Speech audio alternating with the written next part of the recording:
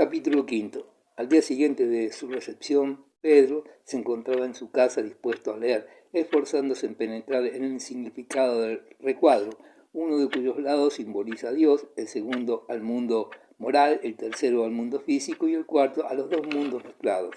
A intervalos abandonaba el libro y recuadro y dando rienda suelta a su imaginación elaboraba un nuevo plan de vida.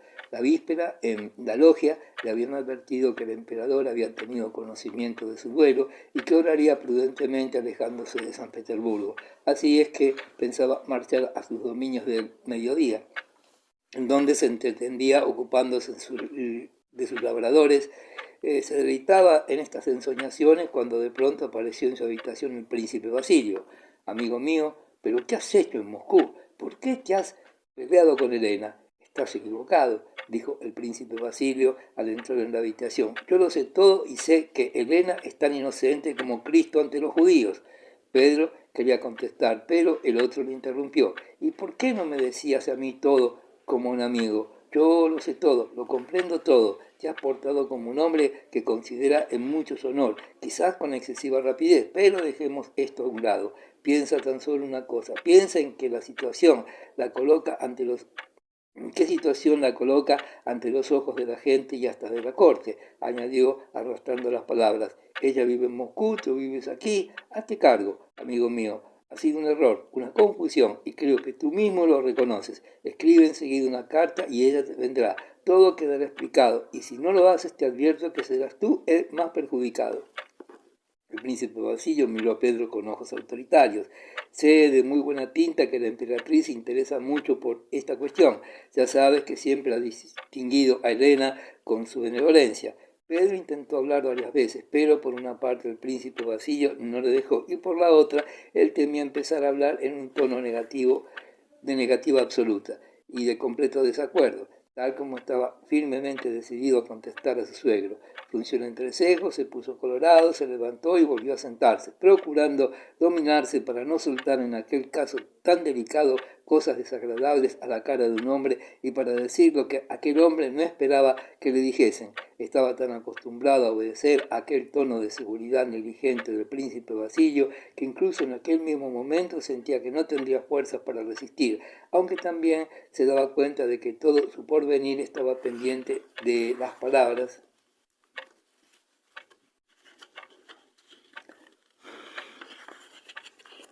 que pronunciaría.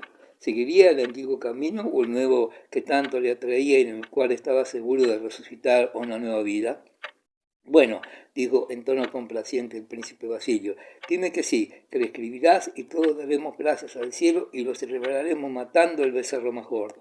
Aún no había acabado el príncipe Basilio de pronunciar estas palabras cuando Pedro, con la cara furiosa que en aquellos momentos recordaba la de su padre, contestó sin mirar a su interlocutor. Príncipe, yo no le he dicho a usted que viniera a mi casa. Haga usted el favor de marcharse. Márchese. Le abrió la puerta. Salga usted, repitió sorprendido de sí mismo y contento por la expresión confusa y atemorizada que aparecía en la casa del príncipe Basilio. ¿Pero qué tienes? ¿Es que no te encuentras bien? Márchese, le digo, repitió de nuevo Pedro con voz temblorosa. El príncipe tuvo que marcharse sin obtener ninguna explicación. Una semana después, Pedro, una vez se hubo despedido de sus nuevos amigos los masones y de haberles regalado una cantidad considerable de dinero, marchó a sus tierras. Los nuevos hermanos dieron cartas a Pedro para los francmasones de Kiev y de Odessa. Prometieron escribirle y guiarle en su nueva actividad. Capítulo sexto. Se echó tierra sobre el asunto de Pedro Dolokov y a pesar de la severidad que entonces mostraba el emperador por los duelos, ni los dos adversarios ni sus padrinos fueron molestados, pero la historia del desafío confirmada por la ruptura de Pedro con su mujer corrió de boca en boca. Pedro, que había sido mirado con indulgencia mientras solo fue hijo natural y que había sido halagado y mimado mientras fue el mejor partido del imperio, había bajado mucho en la opinión de la sociedad, porque después de su boda las muchachas y las madres no podían ya contar con él, y sobre todo porque él desdeñaba la opinión pública. Se le atribuía toda la culpa de lo que había pasado, se le calificaba de celoso, de insensato, de propenso a las explosiones de furor igual que su padre, y cuando Helena, después de la partida de Pedro, volvió a San Petersburgo, fue recibida por sus amistades no ya tan solo con simpatía, sino con señales de evidente respeto por su desgracia. Cuando la conversación recaía en su marido, Elena adoptaba una actitud digna, cuyo sentido desconocía, pero la adoptaba por aquel tacto particular que la distinguía. Aquella expresión quería decir que estaba resignada a soportar su desventurado destino sin lamentaciones y a considerar a su marido como la cruz que Dios le había mandado. El príncipe Basilio expresaba su opinión con mayor franqueza cuando hablaba de Pedro. Se encogía de hombros y poniéndose un dedo en la frente decía, no está bien, de la cabeza. Yo lo había dicho yo, decía Ana Pavlovna. Yo había dicho antes que nadie que era un loco corrompido por las ideas depravadas de este siglo. Lo decía cuando todos estábamos encantados con él, cuando acababa de llegar del extranjero. Una noche en mi casa, ¿lo recordáis? Tomó los aires de un marat. ¿En qué ha ido a parar todo aquello? A mí no me pareció bien aquella boda y predije ya todo lo que ha pasado. Ana Pavlovna, igual que en otros tiempos, daba veladas como solo ella sabía organizar, en las cuales, según sus mismas palabras, se reunían lo más selecto de la buena sociedad, la flor más fina de la esencia de San Petersburgo. Además de esta selección refinada de sus invitados, la velada de Ana Pavlovna se distinguía por el hecho de que en cada una de ellas Ana Pavlovna presentaba un personaje interesante y nuevo, y que en ninguna parte se mostraba mejor que allí el termómetro político que indicaba las impresiones de la sociedad peterburguesa legitimista de la corte. A últimos años de 1806, cuando se conocían ya todos los tristes detalles de la enorme derrota que Napoleón había infligido al ejército prusiano en Jena y Austerlitz, y de la capitulación de la mayoría de las fortalezas prusianas, cuando nuestros ejércitos estaban ya en Prusia y se comenzaba la segunda guerra contra Napoleón, Ana Pavlovna invitó a una velada a la crema de la auténtica buena sociedad, compuesta de la deliciosa y desgraciada Elena, de Mortemar, del encantador príncipe Hipólito, que acababa de llegar de Viena, de dos diplomáticos, de la anciana tía, de un joven que en el salón disfrutaba del simple calificativo de hombre de gran talento, de una dama de honor promovida recientemente a esa dignidad, de su madre y de algunas otras personas más de menor importancia. La persona que Ana Pavlovna presentó a sus invitados era Boris Yureskoy, que acababa de llegar del ejército de Prusia en calidad de correo y que era ayudante de campo de un personaje de gran importancia. Aquella noche, en la reunión, el termómetro político dio la indicación siguiente: los emperadores y los capitanes europeos pueden inclinarse tanto como gusten ante Bonaparte para mortificarme a mí y mortificarnos a nosotros en general, pero nuestra opinión sobre Bonaparte no puede cambiar. No nos privaremos de expresar nuestra franca opinión y al rey de Prusia y a todos los demás tan solo les diremos, peor para nosotros, tú lo has querido, Jorge Dandin. He aquí lo que podemos decir. Jordan. Esto era lo que el termómetro político indicaba en la velada de Ana Pavlovna. En el momento en que Boris, destinado a desempeñar el papel de figura central de la recepción, entró en el salón, todos los invitados estaban allí y la conversación conducida por Ana Pavlovna versaba sobre nuestras relaciones diplomáticas con Austria y la esperanza de aliarnos con ella. Boris, vistiendo el elegante uniforme de ayudante de campo, viril, lozano, colorado, entró con aplomo en el salón, siguiendo las costumbres. Fue a saludar a la tía y hecho esto se sumó a la tertulia. Ana Pavlovna le dio a besar su mano avejentada y le presentó a algunas personas que él no conocía, nombrándolas y calificándolas entre dientes. El príncipe Hipólito Kulagin, un hombre encantador; el señor Krum, encargado de asuntos de Copenhague, un espíritu profundo; el señor Shidov, un hombre de gran talento, dijo refiriéndose al que gozaba de esta denominación. Gracias a los cuidados de Ana Mikhailovna, a sus gustos personales y a las cualidades de su carácter reservado, Boris, en el breve tiempo de su carrera militar, había conseguido alcanzar una situación ventajosa en el servicio.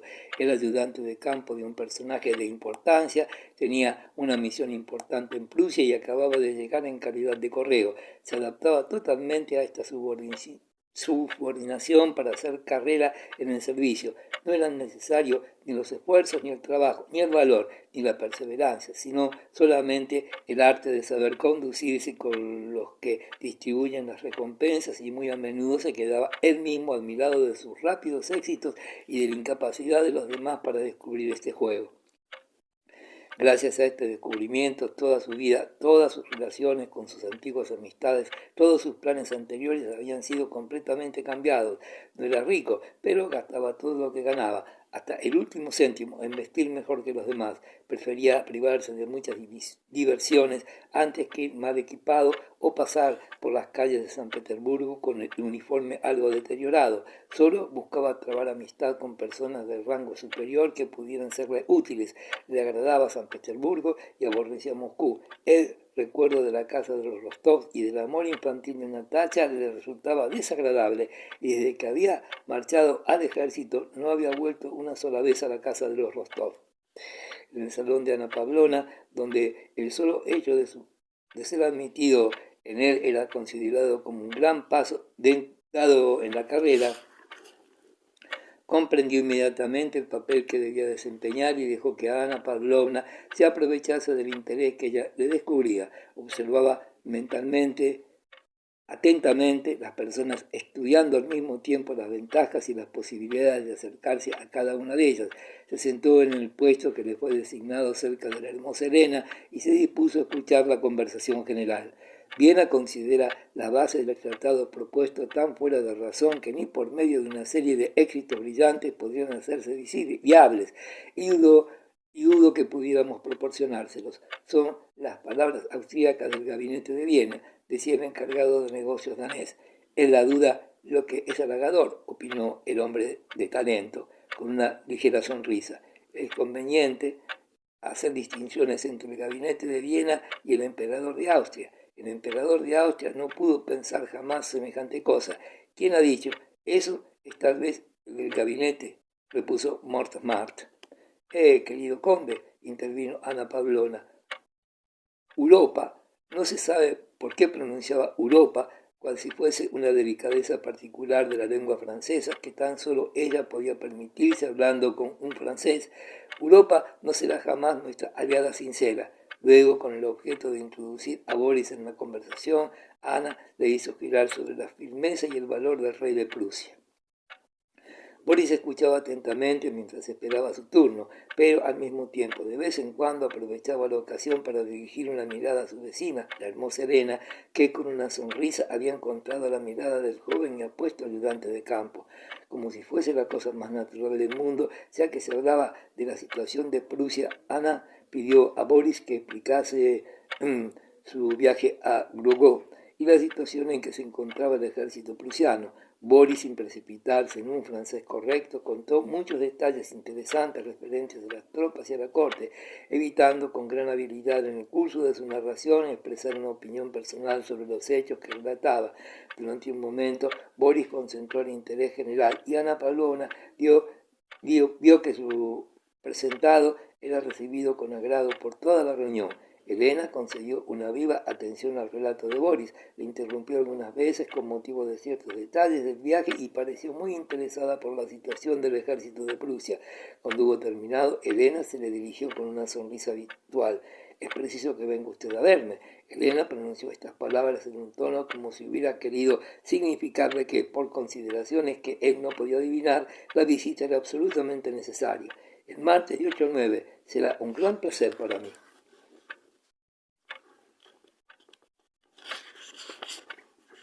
Boris prometió obedecer a su deseo y quiso seguir hablando con ella, pero Ana Pavlovna le llamó con el pretexto de que su tía quería decirle algo. «¿Ya conoce usted a su marido?», dijo Ana Pavlovna, entornando los ojos y señalando con un gesto desolado a Elena. «Es una mujer tan desgraciada y tan encantadora. No hable de él en su presencia. Hágame el favor, no le hable de él. Le causa mucha pena». Capítulo 7. Cuando Boris y Ana Pavlovna se reunieron al grupo central, Hipólito dirigía la conversación. Echándose hacia adelante en su silla, decía: «El rey de Prusia». Inmediatamente se echó a reír. Todos le miraron. «¿El rey de Prusia?», repitió, acomodándose en su silla. Ana esperó un poco, pero como parecía que decididamente Hipólito no quería decir nada más, se puso a explicar cómo aquel condenado Bonaparte había tomado en Potsdam la espada de Federico el Grande. Es la espada de Federico el Grande que yo... Hipólito la interrumpió, el rey de Prusia, pero como todos le miraban, se excusó y calló. Ana puso mala cara. Montemar, el amigo de Hipólito, se le dirigió resueltamente. Veamos, ¿qué ocurre con el rey de Prusia? Hipólito sonrió como si se avergonzase de su risa. No, no es nada, tan solo quería decir... Tenía la intención de repetir la broma que había escuchado en Viena y que durante toda la noche había intentado colocar. Quería decir solamente que hacemos mal en hacer la guerra por el rey de Prusia. Boris, mientras esperaba cómo sería recibida aquella broma, sonrió prudentemente, de tal forma que igual podía tomarse aquella sonrisa como una burla, como una aprobación. Todos se echaron a reír. Esto no está bien. Es espiritual, pero es injusto. No hacemos la guerra por el rey de Prusia, sino por principio. Ah, qué malo es este príncipe Hipólito, dijo Ana, amenazándole con el dedo.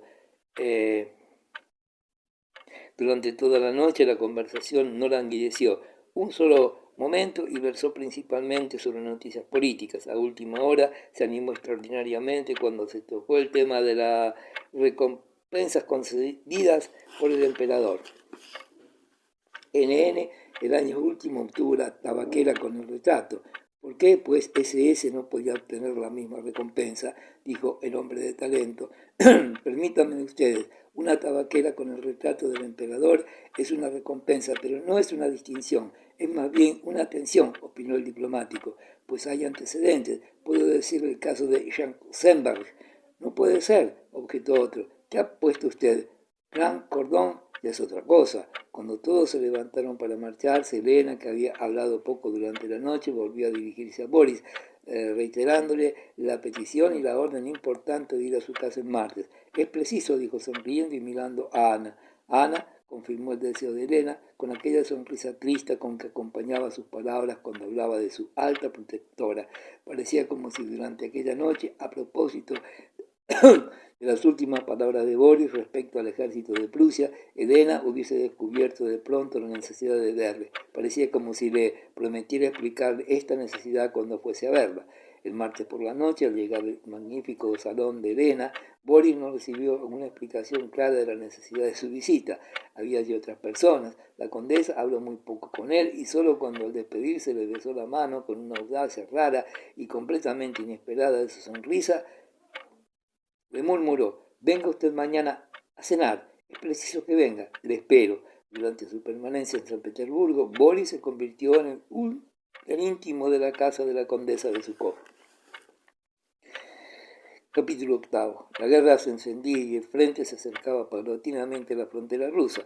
Por todas partes se alzaban maldiciones contra el enemigo del género humano, Bonaparte. A los pueblos donde se reclutaban los soldados llegaban noticias diversas del teatro de la guerra, como si siempre falsas y contradictorias y por tanto interpretadas de distintas maneras. La vida del príncipe Volkonji, la del príncipe Andrés y la de la princesa María habían cambiado mucho desde 1805. En 1806 el viejo príncipe había sido nombrado uno de los 8 generales en jefe de las milicias formadas en toda Rusia. El viejo príncipe, a despecho de la debilidad propia de sus años, debilidad que se había acentuado mientras creyó que su hijo había muerto, consideró que no cumpliría con su deber si rehusaba una función a la cual el mismo emperador le llamaba. Esta nueva actividad que se abría ante él le excitaba y le daba fuerzas. Viajaba constantemente por las 3 provincias que le habían sido confiadas, llevaba su cometido hasta la pedantería, se mostraba severo hasta la crueldad con sus subordinados y quería conocer los más ínfimos detalles de todo. La princesa María había cesado de tomar lecciones de matemáticas con su padre y solo cuando él estaba en casa por la mañana iba a su despacho acompañada de la nodriza y del pequeño Nicolás, como le llamaba su abuelo. El pequeño vivía con la nodriza y la vieja criada Savichna en la habitación de la difunta princesa, y la princesa María pasaba la mayor parte de su tiempo en la habitación del chico, esforzándose cuando podía en ser una segunda madre para su sobrino. La señorita Bourrienne parecía querer también apasionadamente al pequeño y muy a menudo la princesa María, violentándose, cedía a su amiga el placer de besar al angelito, como llamaba a su sobrino, y entretenerle. Cerca del altar de la iglesia de Lisiagori se alzaba una capilla sobre la tumba de la pequeña princesa y en aquella capilla se había erigido un monumento de mármol mandado a traer de Italia que representaba a un ángel con las alas desplegadas en la actitud de subir al cielo. Aquel ángel tenía el labio superior algo levantado como si fuese a sonreír y un día al salir de la capilla se confesaron que era raro, pero que la cara de aquel ángel les recordaba la de la difunta. Pero lo que todavía era más raro y que el príncipe Andrés no dijo a su hermana es que en la expresión que el artista por casualidad había dado al rostro de aquel ángel, el príncipe Andrés leía las mismas palabras de dulce reproche que había leído en el rostro de su esposa muerta. ¿Por qué me habéis hecho esto? Poco tiempo después del regreso del príncipe Andrés, el viejo príncipe cedió a su hijo la propiedad de Bogucharovo, una gran hacienda situada a 40 vertas de Lisiagori, ya sea por los penosos recuerdos que Lisiagori le despertaba, ya sea que el príncipe Andrés no se sentía siempre capaz de soportar el carácter de su padre, o quizás también porque necesitaba la soledad, aprovechó la donación haciendo construir una casa en Bogucharovo, donde pasaba la mayor parte del tiempo. Después de la campaña de Austerlitz, el príncipe Andrés estaba firmemente decidido a no volver al servicio militar y cuando la guerra volvió a desencadenarse y todo el mundo tuvo que incorporarse de nuevo, él no entró en el servicio activo y aceptó las funciones bajo la dirección de su padre correspondientes al reclutamiento de la milicia. Después de la campaña de 1805 parecía que el viejo príncipe hubiese trocado los papeles con su hijo. El príncipe Andrés no tomaba parte activa en la guerra y en el fondo de su alma le dolía y al contrario de su padre no auguraba nada bueno. El día 26 de febrero de 1807 el viejo príncipe partió en viaje de instrucción. El príncipe Andrés, como hacía siempre, en ausencia de su padre, se quedó en Lisiagori. Hacía 4 días que el pequeño Nicolás estaba enfermo. Los cocheros que habían conducido al viejo príncipe a la ciudad trajeron algunos pliegos y cartas para el príncipe Andrés. El criado que traía las cartas no encontró al príncipe Andrés en su despacho y se dirigió a las habitaciones de la princesa, pero tampoco estaba allí. Alguien le dijo que el príncipe Andrés se encontraba en las habitaciones del pequeño. Con permiso de vuestra excelencia, Petrushka ha llegado con el correo, dijo una de las criadas, dirigiéndose al príncipe Andrés, que estaba sentado en una silla baja y que, con el ceño fruncido y temblorosa mano, echaba unas gotas de un frasco de un vaso medio lleno de agua. ¿Qué hay?, preguntó con tono irritado. Las manos le temblaron y dejó caer demasiadas gotas en el vaso. Tiró al suelo el contenido del recipiente y pidió otro vaso. La criada se lo trajo. En la habitación había una camita de niño, 2 arcas, 2 sillas, una mesa, una mesita de criatura y la silla en la que estaba sentado el príncipe Andrés. Las ventanas estaban cerradas, una bujía encendida ardía sobre la mesa y un libro de música abierto estaba colocado ante ella de manera que la luz no llegaba a la cama del niño. Es mejor esperar, dijo a su hermano, la princesa María, que estaba junto a la cuna. Luego, haz el favor, no digas tonterías, siempre esperan y he aquí lo que has esperado, unió colérico el príncipe Andrés, con el deseo evidente de herir a su hermana. Créeme, es mejor no despertarlo. Duerme, repuso la princesa con voz suplicante.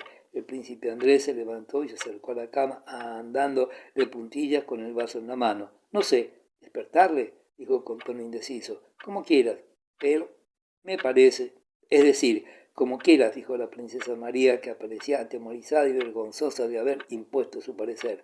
Advirtió a su hermano que la doncella le llamaba en voz baja. Hacía 2 noches que ninguno de los dos dormía, siempre al lado del pequeño abrazado de fiebre, sin confianza con el médico de la casa.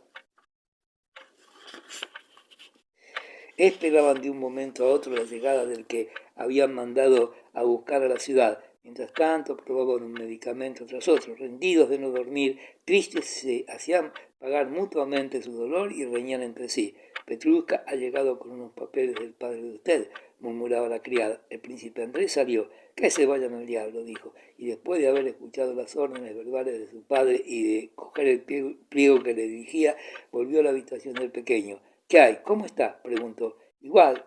Espera, por favor. Karl Ivanich dice siempre que el sueño es el mejor remedio. murmuró la princesa con un suspiro. El príncipe Andrés se acercó al niño y lo tocó. Ardía.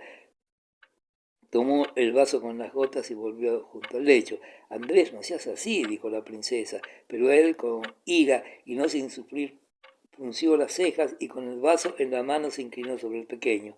Hay que dárselo, dijo. Te digo que se lo des. La princesa María se encogió de hombros, pero dócilmente tomó el vaso y llamando a la criada se dispuso a dar la medicina al pequeño. El niño gritó y empezó a sentir una sensación de ahogo. El príncipe Andrés contrajo el ceño y tomándole la cabeza con las manos salió de la habitación y fue a echarse sobre el diván de la habitación contigua. Llevaba todas las cartas en la mano. Maquinalmente las abrió y comenzó a leerlas. El viejo príncipe en un papel azul escribía con su letra alta inclinada.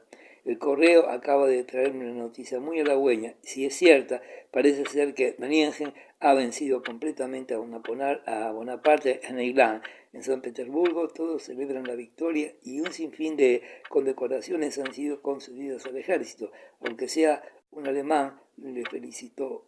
El jefe de Korchevo, un tal Kandrikov, no entiendo qué es lo que hace por allí. Todavía no hemos recibido ni hombres ni municiones. De boca, ve allá enseguida y dile que le haré cortar la cabeza si dentro de una semana no está todo listo. Sobre la batalla de Presiuch-Eislán he recibido también una carta de Petya que tomó parte en ella. Todo es verdad. Cuando no se meten por medio los que ningún trabajo tienen allí, hasta un alemán vence a Bonaparte.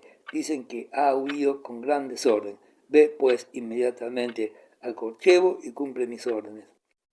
El príncipe Andrés suspiró y abrió la carta. Era de escritura muy fina que llenaba 2 hojas. Era de Bilibín. La volvió a doblar sin leerla y volvió a leer la de su padre, que terminaba con estas palabras. Ve pues inmediatamente al Korchevo y cumple mis órdenes. No, perdona, no iré mientras el pequeño no haya sanado completamente, pensó acercándose a la puerta y dando una ojeada a la habitación del chico. La princesa María no se apartaba del lecho y decía suavemente al pequeño. Sí, ¿qué otra cosa desagradable decía mi padre? Se dijo el príncipe Andrés recordando el contenido de la carta que acababa de leer. Sí, los nuestros han obtenido una victoria sobre Bonaparte, precisamente cuando yo no estaba allí. Sí, la suerte se ríe de mí. Lo mismo da. Y se puso a leer la carta francesa de Bilibín. Leyó sin comprender la mitad de ella. Leía tan solo por dejar de pensar y aunque solo fuese por un instante en aquello que desde hacía tanto tiempo pensaba exclusivamente y con gran dolor.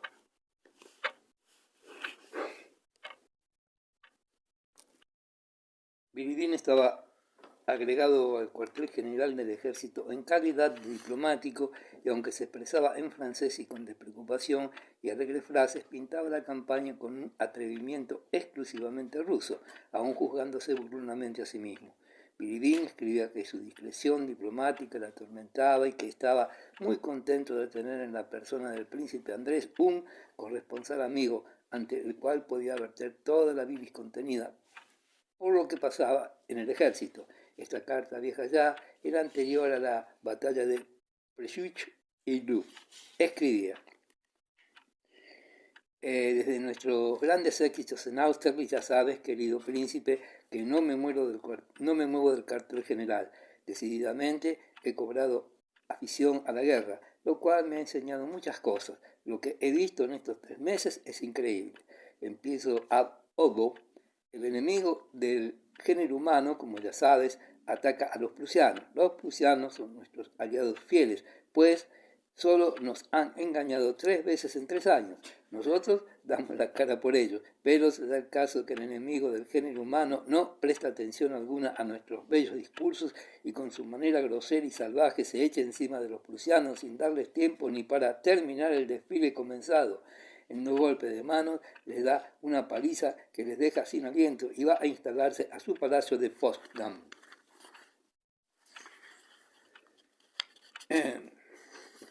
Tengo un gran deseo, escribe el rey de Prusia Bonaparte, que vuestra majestad sea recibido en mi palacio de la manera que le sea más agradable, y con este objeto he tomado con placer todas las disposiciones que las circunstancias me permiten. Ojalá haya tenido éxito. Los generales prusianos saben comportarse con toda clase de miramientos con los franceses y deponen las armas al primer requerimiento. El comandante de la guarnición de Glogau, con 10.000 hombres, pregunta al rey de Prusia qué tiene que hacer si es conminado a rendirse. Todo esto es cierto. Con la esperanza de imponernos tan solo con nuestra actitud militar, se da el caso de que nos encontramos en guerra, y lo que es peor, por el rey de Prusia y con la guerra en nuestras fronteras. Todo está dispuesto y únicamente nos falta un pequeño detalle. El general en jefe, como parece que los éxitos de Austerlitz hubiesen podido ser más decisivos, si el general no hubiera sido tan joven, se ha pasado revista a los generales octogenarios y entre Prozoretsky y Kamensky ha sido otorgada preferencia a este último. El general ha llegado en Kivik como Suvarov y ha sido recibido con aclamaciones de alegría y de triunfo. El día 4 llega el primer correo de San Petersburgo con la valija destinada al gabinete del mariscal, al cual le gusta hacerlo todo por sí mismo. Me llaman para ayudarle a clasificar las cartas y recoger las que no son dirigidas. El general nos mira mientras lo hacemos y espera los paquetes que son para él. Buscamos, no hay ninguno. El mariscal se impacienta, se pone él mismo a buscar y se encuentra cartas del emperador dirigidas al conde T, al príncipe B y a otros. Entonces he aquí que toma un berrinche de los suyos. Hecho, un basilisco se apodera de las cartas, las abre y lee las del emperador, dirigiéndolas a otras personas. Es decir, que se portan así conmigo. No les inspiro confianza. Manda que me espíen. Está bien, marchaos. Y escribe la famosa orden del día al general Bennigsen. Estoy herido y no puedo montar a caballo. Habéis conducido vuestro cuerpo de ejército y no puedo hacerse destrozar. En Pulstuk, aquí estamos al descubierto, sin leña ni forraje. Es preciso, pues, remediarlo y tal como ayer lo notificáis, es el conde de Busgeden. Es preciso pensar en la retirada hacia nuestra frontera, lo cual debe realizarse hoy mismo. A causa de todas mis marchas, escribe el emperador, me he llegado montado a caballo y esta llaga me impide en absoluto montar de nuevo y mandar el gran ejército. Es por esta razón por lo que he traspasado el mando al general de mayor antigüedad, después de mí, el conde Buxheden. Le he traspasado todos mis servicios y todo lo que les acompaña, aconsejándole que, en caso de que le falten las provisiones, se retire tanto como le sea posible al interior de Prusia, porque tan solo tenemos pan para un día y en algunos regimientos se carece en absoluto de él, según lo han declarado los comandantes de división Osterman y Sermienpleski, y los campesinos se lo han comido todo. Yo mismo me esperaré mientras me restablezco en el hospital de Ostrolenko. Tengo el honor de transmitiros la relación, añadiéndoos que si el ejército permanece en este campamento 25 días más, no quedará un solo hombre útil. Permitid a un viejo que se retira al campo, a un viejo que ha perdido ya la gloria que tenía por no haber podido realizar el grande y glorioso destino que se le había reservado. Espero vuestra augusta autorización aquí en el hospital para no verme obligado a representar en el ejército el papel de escribano en lugar del de comandante. Mi retirada del ejército no será más ruidosa que la retirada de un ser inútil. En Rusia, hombres como yo los hay a millares. El mariscal se ha disgustado con el emperador y nos lo hace pagar a todos. No digas que esto no sea lógico. He aquí el primer acto. En los siguientes, el interés y el ridículo aumentan, como es natural. Después de la marcha del general se da el caso de que nos encontramos al alcance del enemigo y no hay otra salida que librar la batalla. Busqueden es generalísimo por derecho de antigüedad, pero el general Bennigsen no se resigna a ello, tanto más cuanto que él con su cuerpo de ejército se encuentra ante el enemigo y quiere aprovecharse de una batalla, auf eigene Hand, como dicen los alemanes. La da es la batalla de Tux, que se dice que es una gran victoria, pero que para mí no lo es en absoluto. Nosotros, como ya sabes, tenemos la perniciosa costumbre de decidir quién es que gana o pierde una batalla. El que se retira de una batalla ha perdido. Eso es lo que decimos nosotros, y según este parecer hemos perdido la batalla de Pulchuk. En una palabra, nos retiramos después de la batalla, pero mandamos un correo a San Petersburgo que lleva la noticia de una victoria, y el general nos cede el mando supremo a Buxheden, con la esperanza de recibir en San Petersburgo, en recompensa por su victoria, el título de generalísimo. Durante este intervalo emprendemos un plan de maniobras excesivamente interesante y original. Nuestro objetivo no consiste, como hubiera debido ser, en esquivar o atacar al enemigo, sino únicamente en evitar al general Buxtehude, que por antigüedad sería nuestro generalísimo. Perseguimos este objetivo con tal energía que incluso al atravesar un río que no tiene vados, quemamos los puentes para distanciarnos de nuestro enemigo, que no es Bonaparte, sino Buxtehude. El general Buxtehude ha estado a punto de ser atacado y hecho prisionero por fuerzas enemigas superiores, por culpa de una de nuestras bellas maniobras que nos salvaba de él. Tan pronto atraviesa el río hacia nosotros, como nosotros pasamos el siguiente, finalmente nuestro enemigo Buxtehude nos alcanza y se une a nosotros. Los generales se pelean. Incluso hay una provocación de desafío por parte de Buxtehude y un ataque de epilepsia por parte de Benningen, pero en el momento crítico el correo que había llevado la noticia de nuestra victoria de Pulchuk nos trae de San Petersburgo el nombramiento del generalísimo y el primer enemigo, Buxtehude, es destrozado. Podemos ya dar cuenta del segundo, Bonaparte, pero ¿quieres creer que en aquel momento se alza ante nosotros un tercer enemigo, el ejército ortodoxo, que pide pan a grandes voces, carne, forraje, qué sé yo? Los almacenes están vacíos, los caminos intransitables. El ejército ortodoxo debe arreglarse como puede. Y sus actos de rapiña llegan hasta tal extremo que la última campaña no puede dar de ellos la más pálida idea. La mitad de los regimientos forman tropas libres que recorren el país a sangre y fuego. Los habitantes quedan arruinados, los hospitales rebosan de enfermos y el hambre se enseñorea por todas partes. El cuartel general ha sido atacado por 2 veces y por estas tropas, y el general en jefe se ha visto obligado a pedir un batallón para poder alejarse. En uno de estos ataques me han robado una maleta vacía y una bata. El emperador quiere dar a todos los jefes de divisiones el derecho de fusilar a los ladrones, pero mucho me temo que esto no obligue a la mitad del ejército a fusilar a la otra mitad.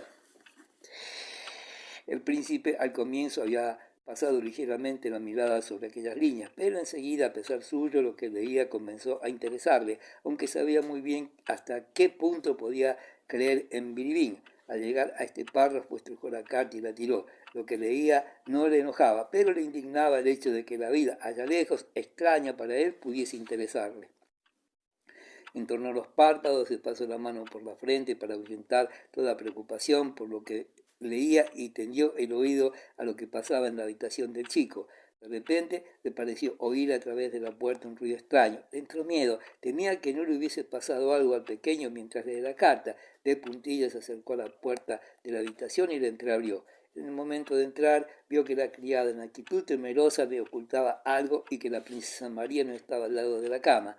Andrés, oyó en un débil susurro de la princesa María que le pareció desesperado, y como muy a menudo sucede después de una larga noche de insomnio y de emociones fuertes, un miedo injustificado le invadió. Le asaltó la idea de que el chico estaba muerto. Todo lo que veía y oía le parecía que confirmaba su miedo. Todo ha terminado, pensó, y un helado sudor le humedeció la frente. Aturdido, se acercó a la cuna pensando que lo encontraría vacía y que la criada había escondido al niño muerto. Corrió las cortinas y durante largos ratos sus ojos espantados y distraídos no supieron encontrar a la criatura. Por último la descubrió. El pequeño, encarnado, con los brazos separados, estaba tendido de través en la cama, con la cabeza bajo la almohada, dormido, moviendo los labios y respirando con regularidad. Al ver al niño se alegró como si lo hubiese recuperado. Se inclinó y, tal como se lo había enseñado a su hermano, comprobó poniéndole los labios en la frente si tenía calentura. Le tocó la cabeza con la mano. Tenía los cabellos mojados, sudaba. No solamente no estaba muerto, sino que se veía bien claro que la crisis había pasado y que estaba en vías de franca mejoría. Deseaba tomar a la criatura para estrecharla contra su pecho, pero no se atrevía. Permaneció de pie ante ella, mirándole la cabeza, las manos y las piernas que se adivinaban debajo de la ropa. Oyó un crujido junto a él y una sombra apareció bajo las cortinas de la cuna. No se volvió y siguió mirando la cara del niño y escuchando su respiración. La sombra era de la princesa María, que se había acercado a la cama sin hacer ruido. Había levantado la cortina y la había dejado caer sobre su espalda. El príncipe Andrés, sin volverse, la reconoció y le tendió la mano. Ella se la estrechó. «Está sudando», dijo el príncipe Andrés. «Había entrado para decírtelo». El pequeño apenas se movía. Dormía sonriente, arrebujándose contra la almohada. El príncipe Andrés miró a su hermana. Los ojos resplandecientes de la princesa María brillaban en la penumbra de la alcoba más que de costumbre a causa de las lágrimas de alegría que lo inundaban. La princesa María se inclinó hacia su hermano y le besó, incluyendo uno de los cortinajes en su abrazo. Se estrecharon bajo la claridad mortecina como si no quisiesen separarse del mundo que formaban ellos tres, alejados de todas las cosas. El príncipe Andrés fue el primero en apartarse de la cuna, enmarañándose los cabellos al rozar las cortinas. «Sí, esto es todo lo que me queda», murmuró con un suspiro.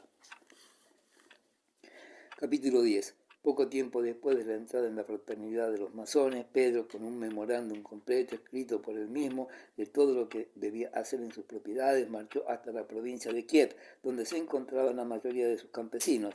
Al llegar a Kiev, Pedro llamó a su despacho principal a todos sus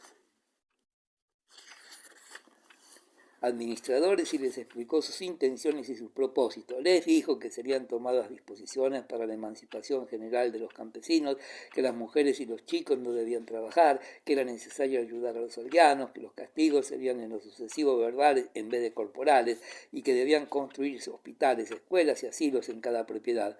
Algunos de los administradores, entre los cuales había muchos que no sabían leer ni escribir, le escuchaban horrorizados, y lo único que dedujeron de aquel discurso fue que el joven conde no estaba satisfecho de su cometido ni de sus depredaciones. Otros, cuando se hubieron desprendido de su primera impresión de miedo, encontraron divertido el balbuceo de Pedro y aquellas palabras que nunca habían oído. Otros estuvieron simplemente contentos por el placer de oír hablar a su amo. Los más inteligentes, los cuales se encontraba el administrador general, dedujeron del discurso la norma de conducta que debían observar con respecto al amo para alcanzar sus propósitos.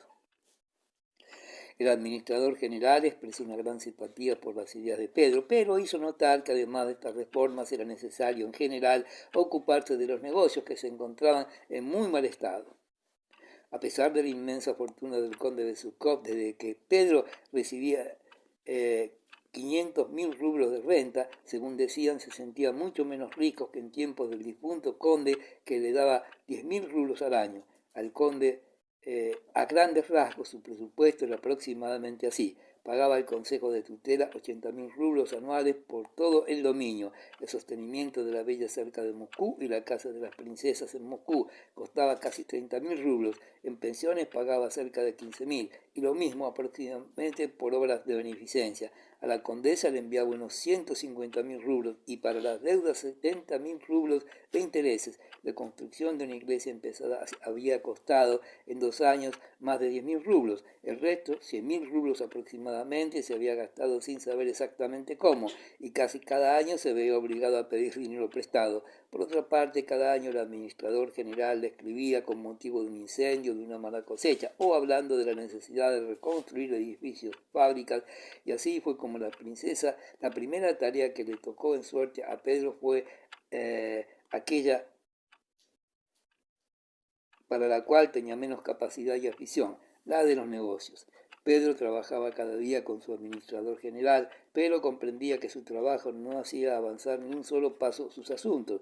Por su parte, el administrador pintaba la situación con los colores más negros y demostraba a Pedro la necesidad de pagar las deudas y de emprender nuevos trabajos con los campesinos, en lo cual Pedro no transigía. Por otra parte, Pedro exigía el comienzo de la emancipación contra el parecer del administrador, que exponía la necesidad perentoria de pagar las deudas al Consejo de Tutela y en consecuencia la imposibilidad de llevar a la práctica aquel deseo.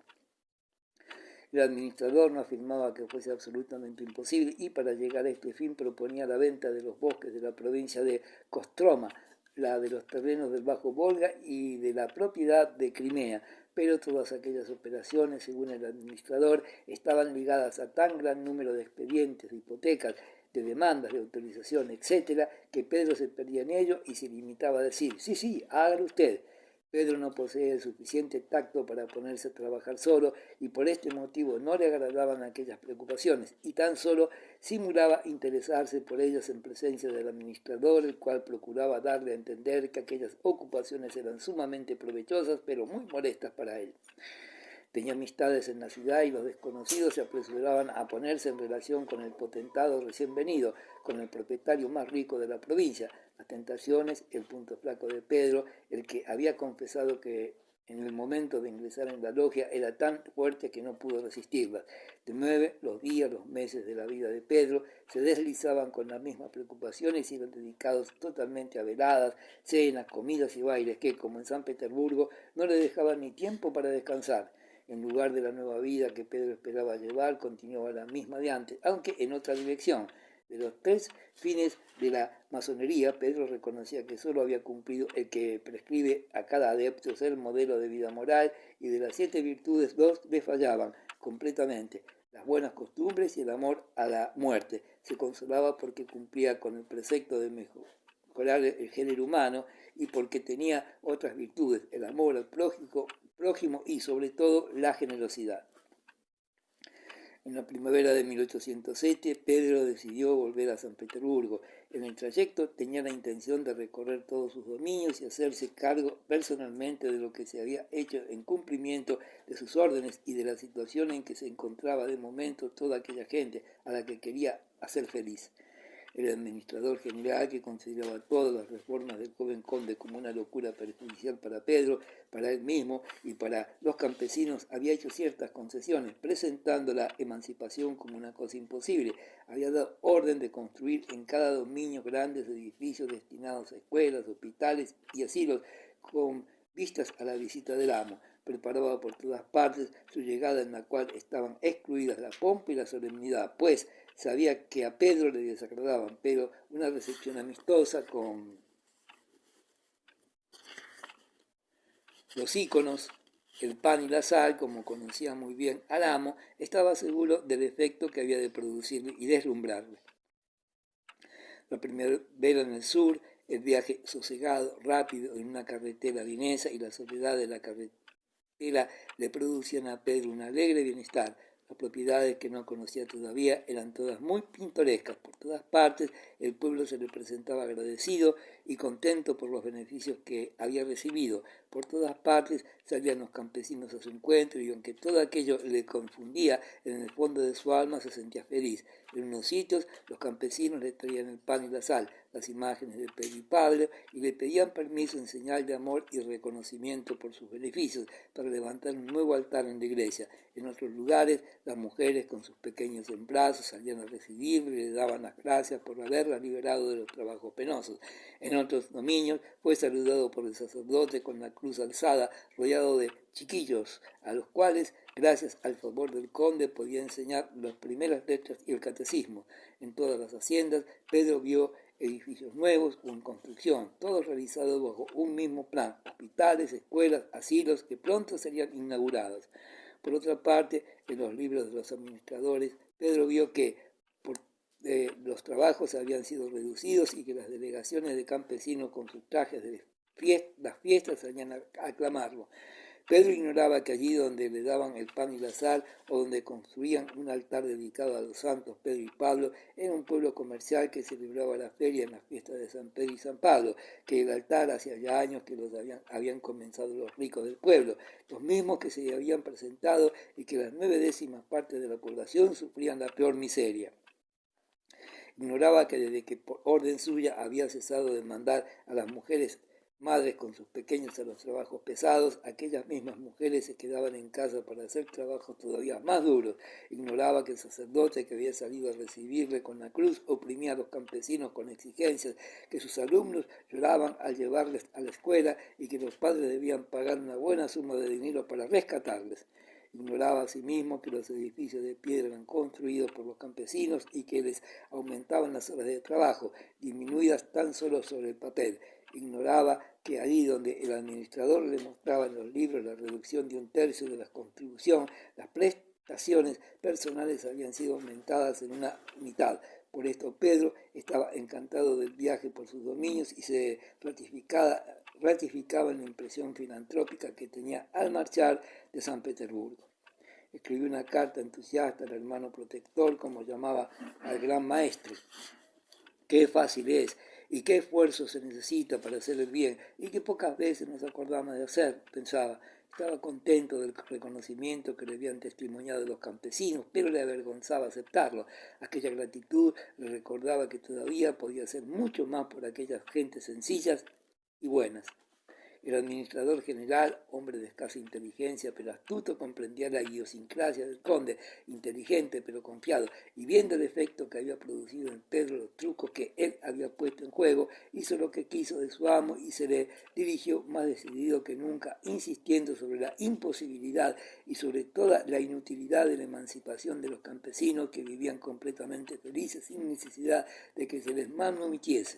Pedro, de todo corazón, convino con el administrador en que era difícil imaginarse hombres más felices, que solo Dios podía saber lo que les traería la libertad, pero a pesar suyo insistió en lo que creía que era de justicia. El administrador prometió hacer todo lo posible para convertir en realidad el deseo del conde, pues sabía muy bien que éste nunca podría comprobar, no solo si todas las disposiciones para la venta de los bosques y de las tierras y la amortización del consejo habían sido tomadas, sino que hasta era probable que no preguntara ni supiese jamás por qué motivo los edificios construidos estaban vacíos y los campesinos continuaban aportando sus prestaciones en trabajo y en dinero igual que antes, es decir, dando todo lo que podían dar. Capítulo 11. Pedro, que después del viaje al sur se encontraba en un estado de espíritu inmejorable, realizó el deseo que tenía de visitar a su amigo Volkonki, al que hacía 2 años que no había visto. Bogucharova estaba emplazado en un país no muy atractivo, llano, cubierto de campos y bosques de pinos y abedules cortados y por cortar. La casa de los propietarios se encontraba al final del pueblo, dispuesto en línea recta a ambos lados de la carretera, y después de un estanque de nueva construcción lleno, cuyos bordes no estaban todavía cubiertos de hierba, situados en medio de un bosque nuevo en el que se alzaban unos grandes y gruesos abetos. La granja comprendía edificios para el servicio, baños, un pabellón y una gran casa de piedra sin terminar. Alrededor de la casa había un jardín recién plantado. Las rejas y las puertas eran sólidas y nuevas. Los senderos estrechos y los márgenes firmes. Todo llevaba el sello del orden y de la explotación inteligente. A las palabras «¿Dónde vive el príncipe?», los criados mostraban el pequeño pabellón recién construido al lado del estanque. El viejo preceptor del príncipe Andrés, Antonio, ayudó a Pedro a bajar del coche, le informó que el príncipe estaba en casa y le acompañó a la sala de espera reducida y limpia. Pedro se quedó sorprendido al ver la modestia de la casa, muy aseada, eso sí, pero contrastando con el opulento ambiente en que había visto por última vez a su amigo en San Petersburgo. Entró decidido en el saloncito, que olía fuertemente a pino. Quería pasar más hacia dentro, pero Antonio, de puntillas, se le adelantó y llamó a la puerta. «Bueno, ¿qué hay?», preguntó una voz agria y desagradable. «Una visita», contestó Antonio. «Que espere». Se oyó el ruido producido por una silla. Pedro se acercó a la puerta rápidamente y se encontró cara a cara con el príncipe Andrés, que, envejecido, salió frunciendo el ceño. Pedro le abrazó, se quitó los lentes, le besó en las mejillas y se quedó mirándolo. «¿Eres tú? No te esperaba. Estoy muy contento», dijo el príncipe Andrés. Pedro, admirado, no abría la boca y no apartaba los ojos de su amigo. No sabía explicarse el cambio que observaba. Las palabras del príncipe Andrés eran amables y una sonrisa se dibujaba en sus labios, pero su cara estaba apagada, muerta. Evidentemente, el príncipe Andrés, a pesar de sus esfuerzos, no podía animarla con una apariencia de dicha y alegría. No era que su amigo hubiese enflaquecido, empalidecido y pareciera más viejo, pero la mirada y las pequeñas arrugas de la frente, indicios de una prolongada concentración en un solo pensamiento, admiraron y sorprendieron a Pedro. En aquella entrevista, después de una larga separación, la conversación, como suele suceder, tardó en generalizarse. Se preguntaron y se contestaron brevemente sobre cosas que exigían, como ellos sabían muy bien, una prolongada deliberación. Por último, la conversación comenzó a encauzarse sobre lo que primeramente se había dicho en pocas palabras, sobre su vida pasada, los planes para el futuro, el viaje de Pedro, sus ocupaciones, la guerra, etc. La concentración y la fatiga moral que Pedro había observado en la cara del príncipe Andrés se reflejaba con mayor fuerza todavía en la sonrisa con que le escuchaba, sobre todo cuando Pedro hablaba con animación y con alegría del pasado y del porvenir. El príncipe Andrés aparentaba querer participar en lo que decía, pero no podía. Pedro comprendió finalmente que el entusiasmo, los sueños, la esperanza en la felicidad y la bondad no eran oportunas ante el príncipe Andrés. Se avergonzaba de expresar todas sus nuevas ideas excitadas y avivadas en él por el viaje. Se contuvo, tenía miedo de parecer un tonto, pero al mismo tiempo tenía unas ganas irresistibles de mostrar a su amigo que era otro hombre, un hombre nuevo, mejor que el que había visto en San Petersburgo. No puedo decirte cuánto he vivido en estos últimos tiempos, ni yo mismo me reconozco. Sí, hemos cambiado mucho, mucho, dijo el príncipe Andrés. Así es. ¿Y cuáles son tus planes?, preguntó Pedro tras una pausa. ¿Mis planes? ¿Mis planes?, repitió irónicamente el príncipe Andrés, como si se admirase de aquella pregunta. Ya lo ves, edifico. El año próximo quiero estar bien instalado. Pedro miró fijamente y en silencio la cara del príncipe Andrés. No, quiero decir, añadió. El príncipe le interrumpió. ¿Por qué hablar de mí? Cuéntame tu viaje, todo lo que has hecho allá en tus tierras. Pedro se puso a relatar de todo cuanto había hecho, procurando disimular lo mejor que podía su participación en el mejoramiento que había promovido. Muchas veces el príncipe Andrés adivinó sus palabras antes de que él las pronunciara, como si todo lo que Pedro había hecho fuese algo muy conocido anteriormente, y no solo escuchaba sin interés, sino que incluso parecía como si se avergonzase de lo que Pedro le decía. Pedro se sintió cohibido, molesto ante su amigo. Calló. He aquí, amigo mío, le dijo el príncipe Andrés, también visiblemente embarazado ante su huésped. Estoy aquí como en campaña. He venido a dar una ojeada solamente. Hoy me voy a casa de mi hermana. Ven conmigo. Te la presentaré, aunque me parece que ya la conoces. Hablaba de la misma manera que lo habría hecho con una visita con la cual nada tuviesen de común. Marcharemos después de comer. ¿Quieres ver la hacienda entre tanto? Salieron y pasearon hasta la hora de comer, hablando de las noticias políticas y las amistades comunes como personas que poco de común tenían entre sí. El príncipe Andrés le hablaba con animación y con interés de una construcción nueva que hacía en el pueblo, pero incluso en aquel tema, a la mitad de su explicación, cuando se disponía a describir a Pedro la futura disposición de la casa, se interrumpió inopinadamente. Esto no tiene interés, vamos a comer y después marcharemos. Durante la comida se habló de la boda de Pedro. Quedé muy sorprendido cuando me lo dijeron, observó el príncipe Andrés. Pedro se ruborizó como siempre que se hablaba de su boda y dijo, un día te contaré cómo fue todo eso, pero todo ha terminado, ¿sabes? Ha terminado para siempre. ¿Para siempre?, exclamó el príncipe Andrés, no hay nada que sea para siempre, y no sabes cómo ha terminado todo eso. ¿No has oído hablar del desafío? Ah, hasta por eso has pasado. Lo único que debo agradecer a Dios es no haber matado a aquel hombre, dijo Pedro.